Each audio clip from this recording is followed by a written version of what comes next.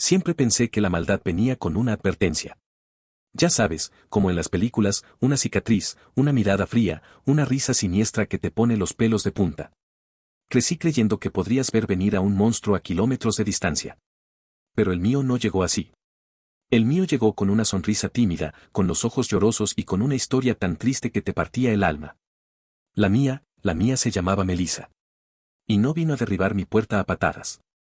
No. Fue mucho más sutil. Yo mismo le abrí la puerta, le ofrecí una silla, le di las llaves de mi santuario, y ella, con una paciencia de depredador, me robó la vida que tanto me había costado construir. No con un cuchillo, sino con una taza de té y una conversación amable. Para que entiendas la magnitud de lo que perdí, primero tienes que entender lo que tenía. No era un millonario, ni mucho menos. Pero a mis 32 años, había llegado a un punto que me llenaba de, no sé cómo llamarlo, un orgullo tranquilo. ¿Sabes a qué me refiero? Ese sentimiento de mirar a tu alrededor y pensar, vale, lo he conseguido. Esto es mío. Mi apartamento era mi fortaleza. Cada objeto tenía una historia. El sofá de cuero marrón, mi primera gran compra después de conseguir el ascenso en mi trabajo como diseñador gráfico. Recuerdo haber pasado semanas mirando catálogos, sintiéndome como un verdadero adulto. Los pósteres enmarcados de películas de los 80 que cubrían la pared del pasillo, un homenaje a mi infancia. La estantería que construí con mis propias manos un verano, aunque me quedó un poco torcida, era mi estantería torcida. Era un espacio que gritaba yo. Un refugio del caos del mundo exterior. Y luego estaban mis amigos. Éramos ese tipo de grupo que se forma en la universidad y, contra todo pronóstico, sobrevive a la vida adulta. David, mi mejor amigo desde primer año, el padrino no oficial de mis crisis existenciales. Sara, la sensata del grupo, la que siempre tenía el consejo perfecto. Y Marco, el alma de la fiesta, el que nos obligaba a salir incluso cuando solo queríamos quedarnos en casa viendo series. Éramos una familia. Celebrábamos los cumpleaños, nos apoyábamos en las rupturas, nos quejábamos de nuestros jefes, lo normal. Mi vida social giraba en torno a ellos. Eran mi red de seguridad. Psicológicamente, supongo que me definiría como un solucionador. Siempre he tenido esta necesidad casi compulsiva de arreglar las cosas. Una discusión entre amigos, un problema en el trabajo, un mueble roto, me daba una extraña satisfacción encontrar un problema y aniquilarlo. Me veía a mí mismo como alguien empático, compasivo. Alguien que, si veía a una persona en apuros, no podía simplemente mirar para otro lado. Creía que esa era mi mejor cualidad. ¡Qué iluso! Resultó ser mi talón de Aquiles, la grieta en mi armadura por la que se colaría todo el veneno. Y entonces, pasó.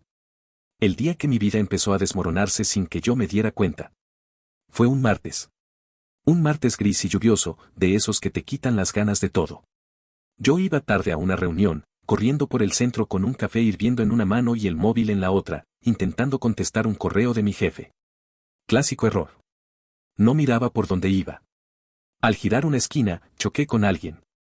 Con toda mi torpeza, con toda mi prisa, me la llevé por delante. El café voló. Un arco marrón y humeante que aterrizó con una precisión milimétrica sobre el portátil que ella llevaba abierto en sus manos mientras caminaba. Hubo un siseo. Un pequeño grito ahogado. Y luego, un silencio sepulcral mientras los dos mirábamos el desastre. La pantalla del portátil parpadeó, se tiñó de líneas de colores extraños y, finalmente, se apagó. Murió. Delante de nuestros ojos. Dios mío, lo siento muchísimo, empecé a balbucear, sintiendo como el calor me subía por el cuello.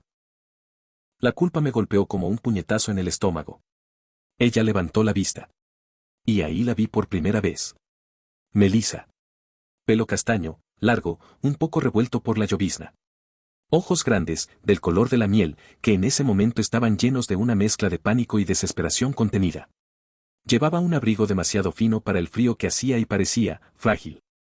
Como si un soplido más fuerte pudiera romperla.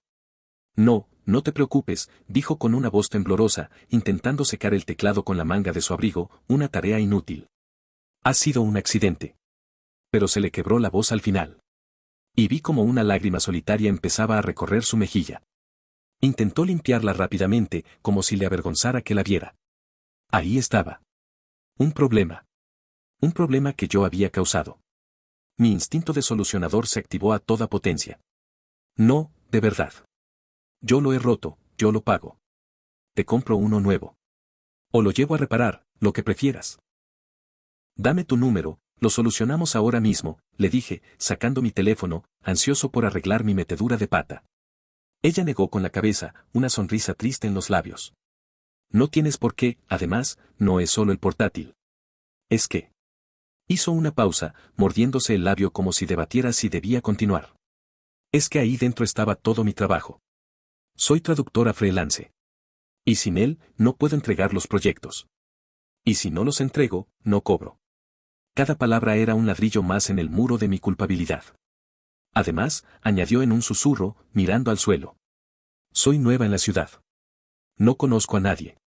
Y, bueno, ya iba bastante justa con el alquiler. Esto es un desastre. Bingo. La tormenta perfecta. Chica vulnerable, recién llegada, sin amigos, sin trabajo por mi culpa, a punto de quedarse en la calle. Mi cerebro de superhéroe de pacotilla no pudo soportarlo. Pagarle el portátil ya no parecía suficiente.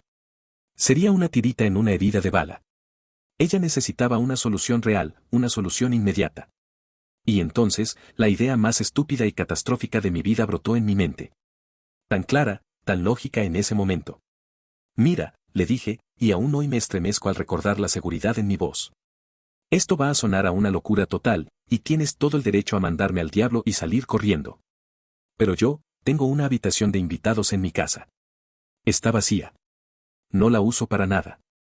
Ella levantó la vista, sus ojos se abrieron como platos. Confusión y una chispa de esperanza bailaban en ellos. ¿Qué estás diciendo? Digo que, ¿por qué no te quedas en mi casa? Solo por unos días. Una semana, como mucho. Lo justo para que llevemos a arreglar tu portátil, te den un diagnóstico y puedas, no sé, reorganizarte. Sin la presión de pensar que te van a echar a la calle. Es lo menos que puedo hacer. Yo rompí tu herramienta de trabajo, yo te ofrezco un lugar seguro mientras la reparamos. Me sentí noble. Me sentí increíblemente generoso. Estaba reparando el daño, yendo un paso más allá. Melissa se quedó sin palabras. Las lágrimas ahora sí corrían libremente por sus mejillas, pero esta vez no parecían de tristeza, sino de un alivio abrumador. No puedo aceptar eso. Eres un desconocido, susurró, aunque su mirada decía lo contrario. Lo sé. Y tú también. Pero a veces hay que confiar en la gente, ¿no? Mira, te invito a otro café, uno que no te tire encima. Hablamos un rato. Si te sientes incómoda, si te doy mala espina, nos despedimos y te pago la reparación y ya está. Sin compromiso. Pero si ves que soy un tipo normal, considera mi oferta. Por favor. Me sentiría fatal si te pasara algo por mi culpa. Esa tarde, sentados en una cafetería, me contó su historia. Una ruptura dolorosa, una mudanza a una nueva ciudad para empezar de cero, una familia ausente, cada detalle estaba diseñado para generar compasión. Y yo me lo tragué todo. Era la damisela en apuros perfecta, y yo, su caballero de brillante armadura. Esa misma noche, Melissa llegó a mi apartamento con una única maleta vieja y una mochila. Era tímida, respetuosa hasta el extremo. No tocaba nada sin pedir permiso. Se maravillaba de la decoración. Qué buen gusto tienes, qué lugar tan acogedor, eres un ángel, no sé cómo agradecerte esto. Música para mis oídos. Mi ego se inflaba con cada halago. Le enseñé su habitación, le di una toalla limpia y le dije que se sintiera como en casa. Solo por unos días, repetí, más para autoconvencerme a mí que a ella. Me fui a dormir esa noche sintiéndome como una buena persona. Como un héroe anónimo que había hecho lo correcto. Estaba orgulloso de mi acto de bondad. No tenía ni la más remota idea de que no había rescatado a una víctima. Había invitado a mi casa a la arquitecta de mi propia destrucción. Y le acababa de entregar los planos. Los primeros días fueron perfectos.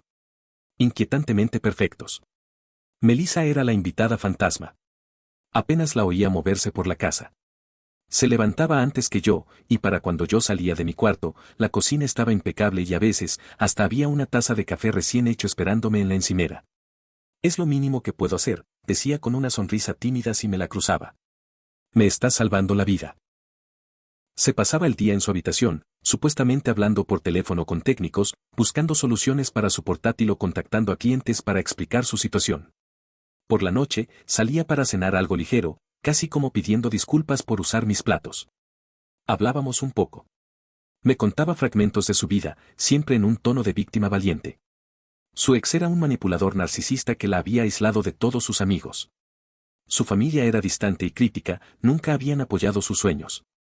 Cada historia era una pincelada más en el retrato de la mujer frágil y maltratada por el mundo que yo, el noble caballero, había rescatado.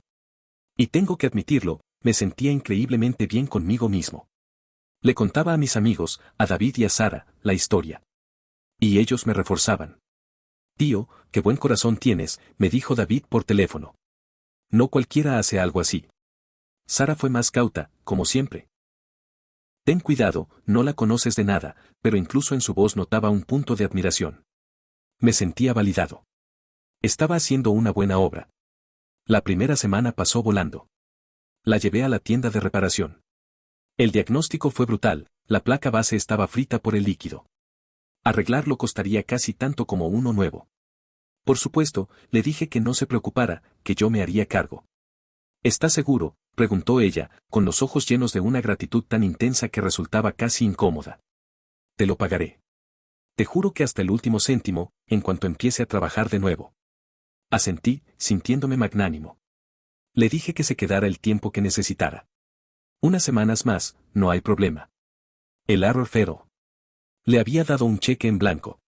Y ella empezó a cobrarlo. La transformación fue tan sutil, tan gradual, que al principio ni siquiera la noté. Fue como observar cómo crece una planta. Un día no hay nada y, de repente, sin saber cómo, una enredadera te ha cubierto toda la pared.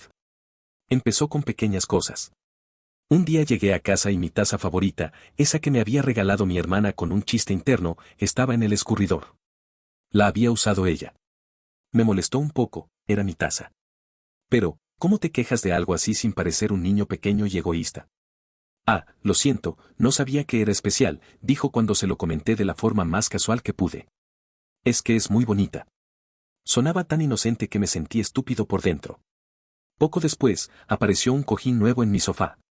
Un cojín de color mostaza que no pegaba con nada. Lo vi de oferta y pensé que le daría un toque de vida al salón, dijo con orgullo. ¿No te gusta? De nuevo, ¿qué dices? ¿Puedes quitar esa cosa horrible de mi sofá? No. Dices, ah, sí, claro, es llamativo. Y te sientas, sintiendo el tacto extraño de una tela que tú no elegiste, en tu propio sofá. Fue entonces cuando cometí el segundo error fatal. Pensé que lo que le faltaba a Melissa era vida social.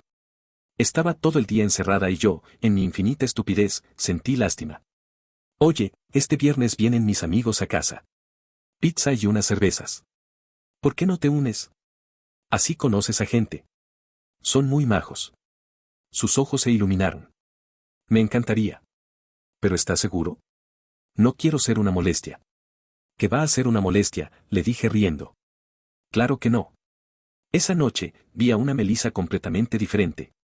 La crisálida tímida y reservada se abrió y salió una mariposa social deslumbrante.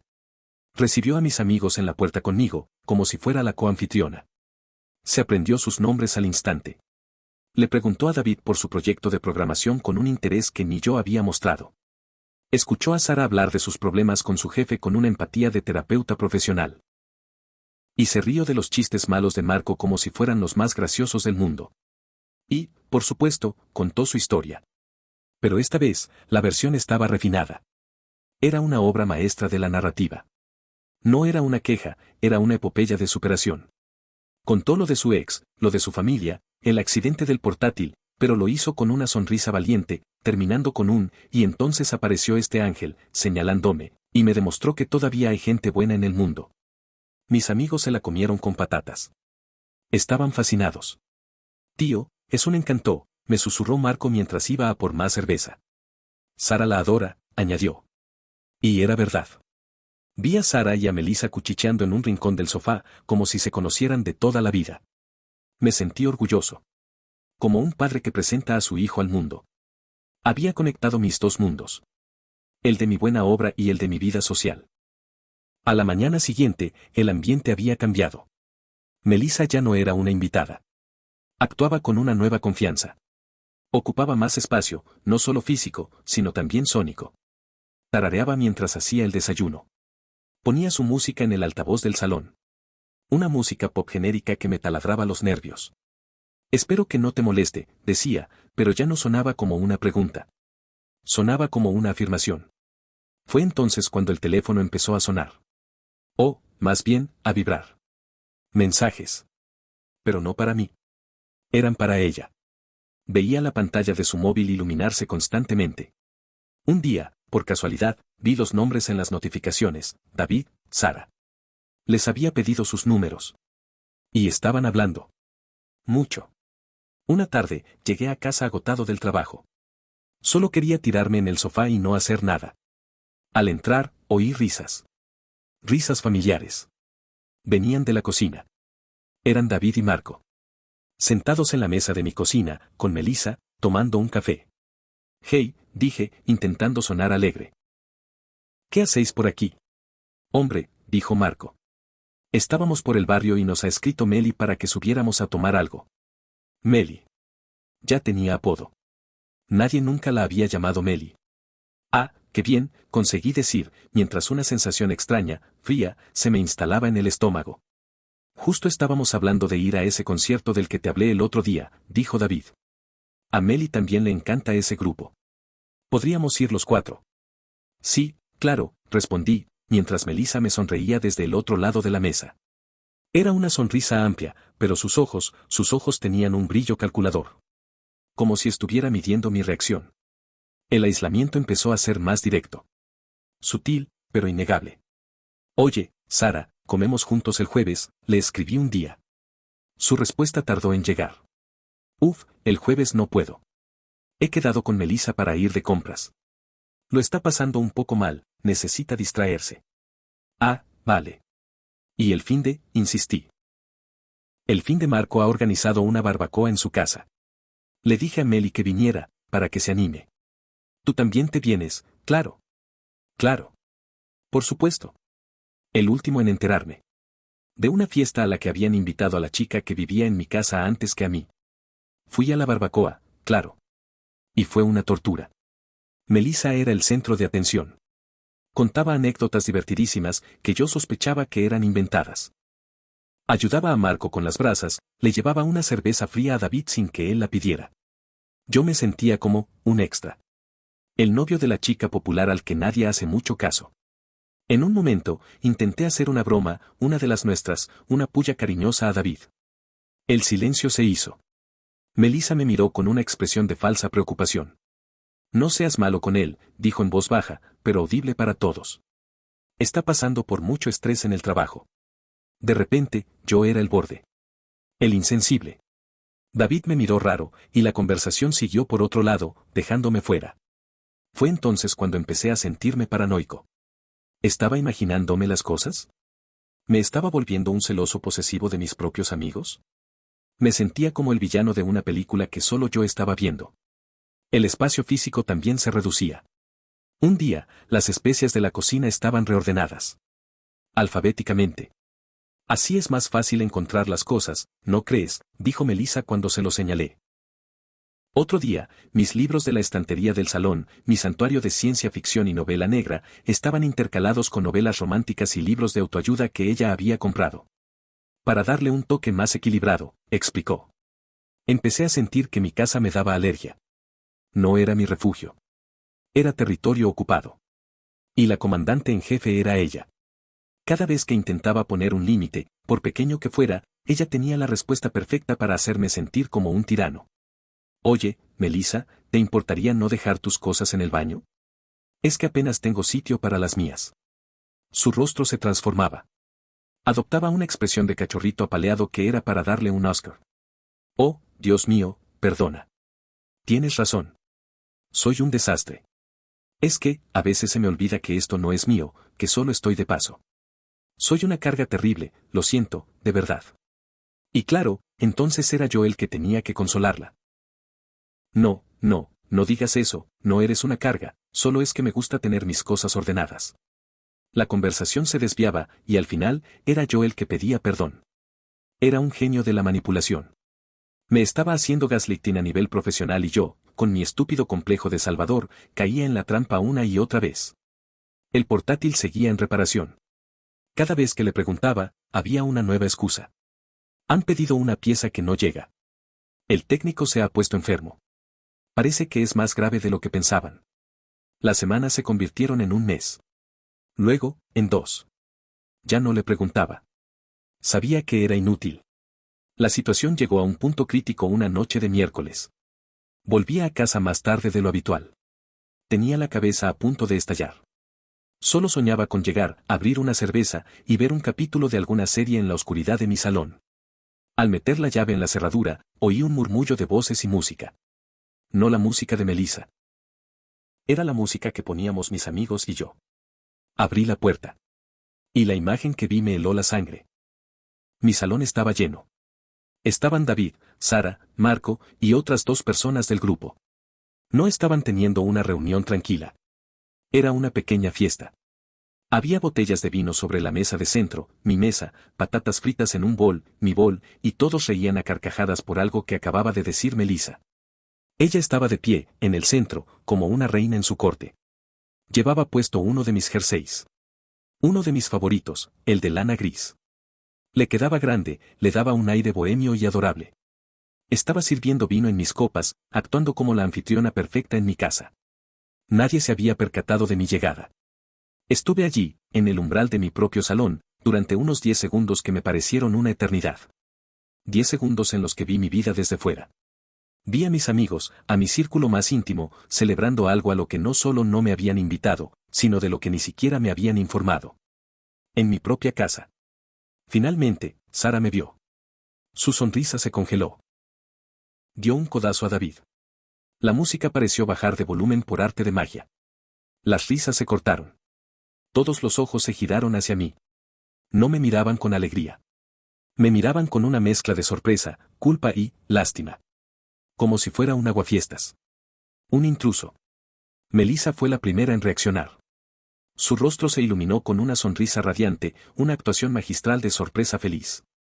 Ahí estás, por fin, exclamó, caminando hacia mí con una copa de vino en la mano.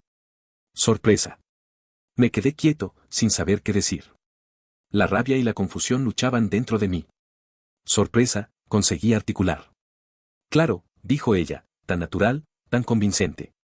Sabíamos que estabas teniendo una semana horrible en el trabajo. Te notaba súper agobiado y de mal humor. Así que se me ocurrió una idea.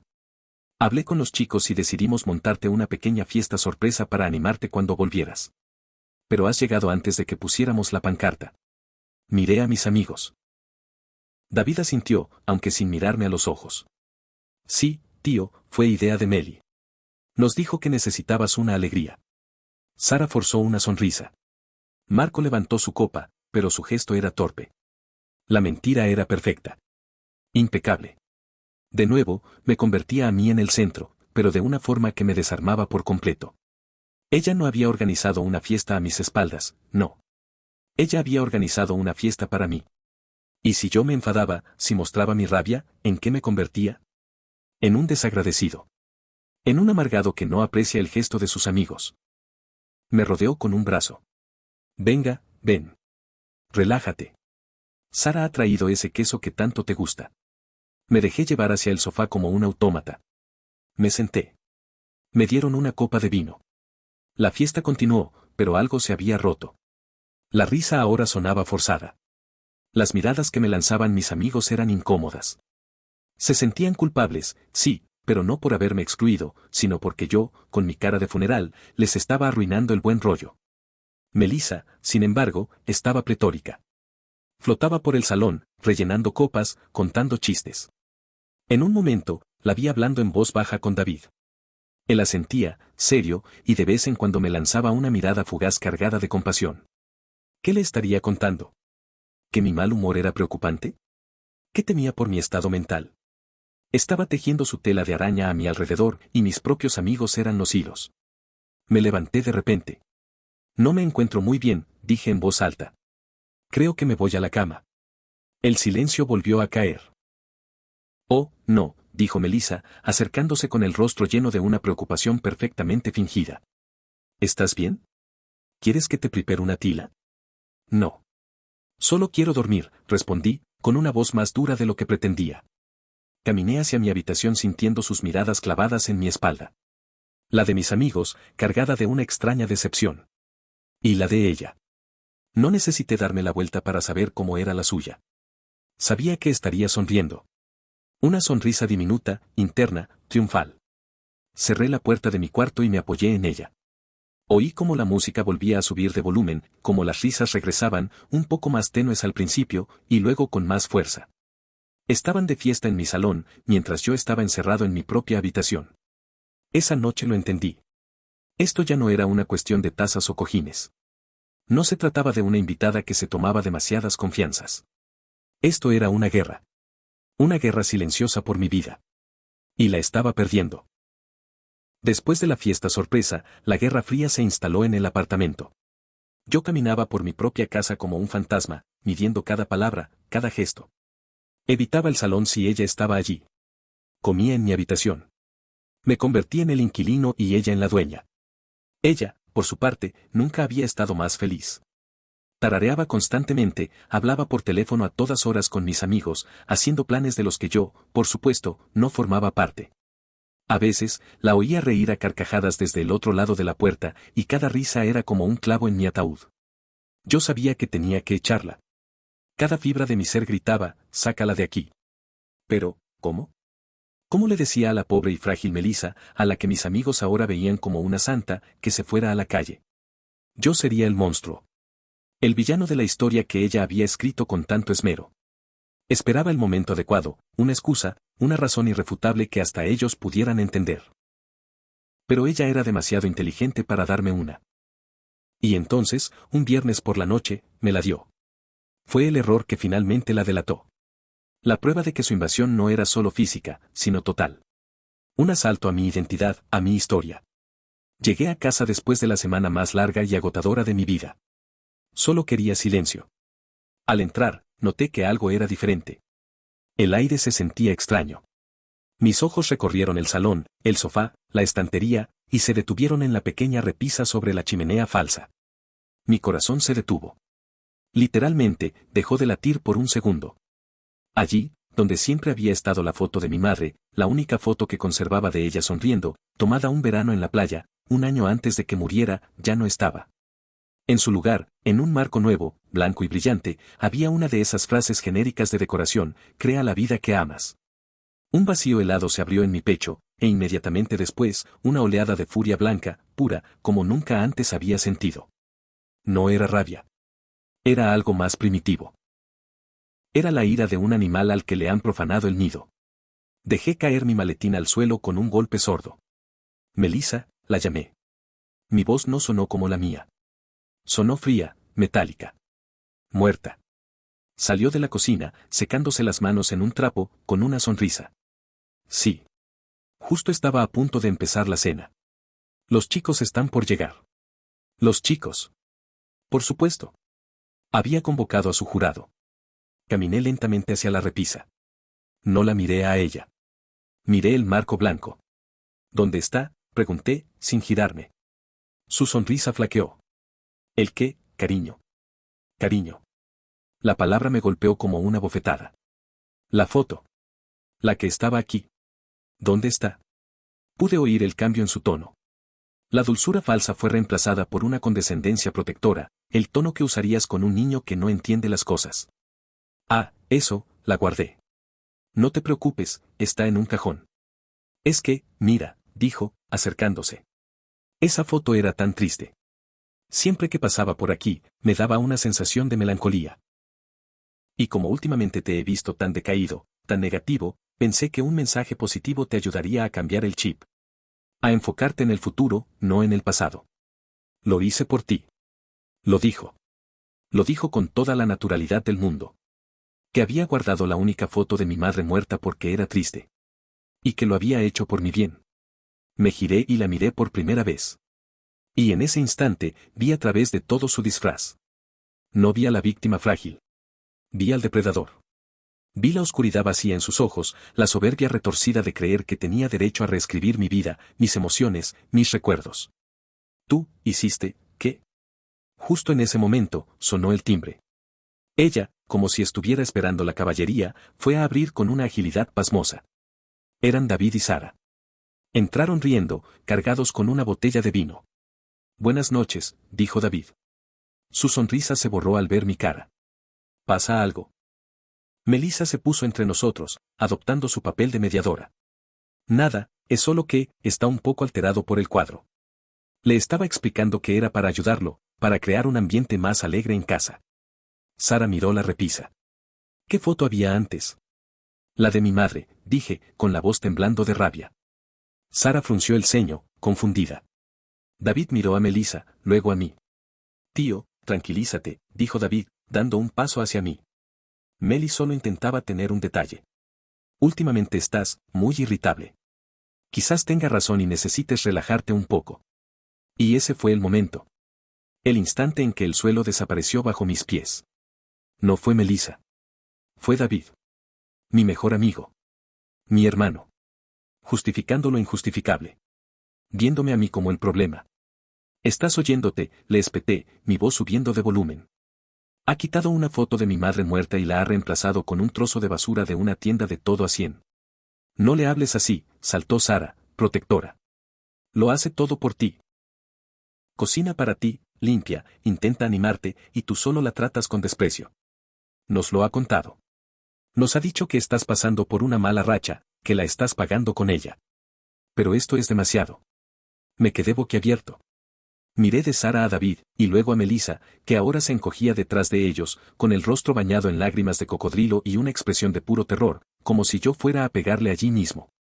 La arquitecta de mi ruina, contemplando su obra maestra. Lo había conseguido. No solo los había puesto en mi contra.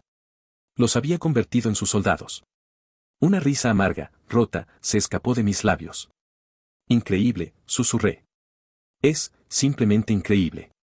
Y entonces, la rabia contenida explotó. Fuera, grité.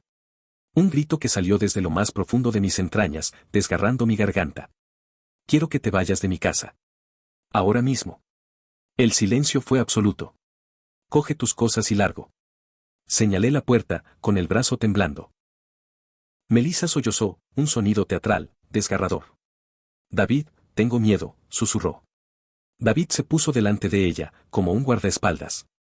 No te vas a ningún lado, Meli. Y tú, me dijo, señalándome con el dedo, tienes un problema serio. Necesitas ayuda. Estás fuera de control. Fue el golpe de gracia. La traición final. El hombre que me había ayudado a superar mi peor ruptura, el que estuvo conmigo en el funeral de mi madre, ahora me miraba como si yo fuera un loco peligroso, mientras defendía a una desconocida que nos había envenenado a todos. Que no se va, repetí, con una calma espeluznante que asustó incluso a mí mismo. Muy bien. Entonces os vais los tres. Avancé hacia la puerta y la abrí de par en par. Se acabó la función. Fuera de mi casa. Todos. Sara me miró con puro odio. David, con una profunda decepción. Cogió a Melissa del brazo. Vámonos. No te puedes quedar aquí. Ven a mi casa. Y así, vi como mi mejor amigo se llevaba de la mano a la mujer que me había destruido, mientras mi otra mejor amiga la cubría como si la estuviera rescatando de un incendio. Melissa, antes de cruzar el umbral, se giró para lanzarme una última mirada por encima del hombro de David.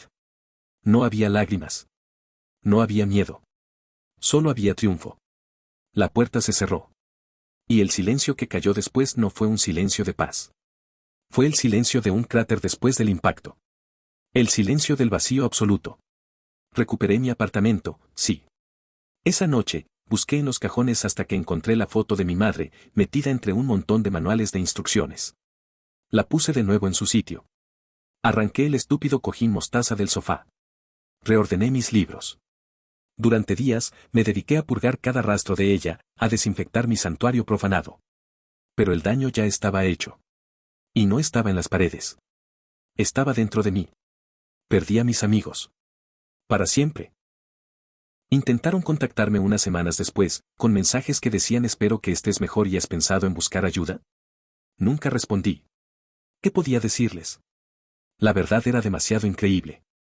Era más fácil para ellos creer que yo me había vuelto loco a aceptar que habían sido manipulados por una sociópata. Ahora, vivo solo en mi fortaleza.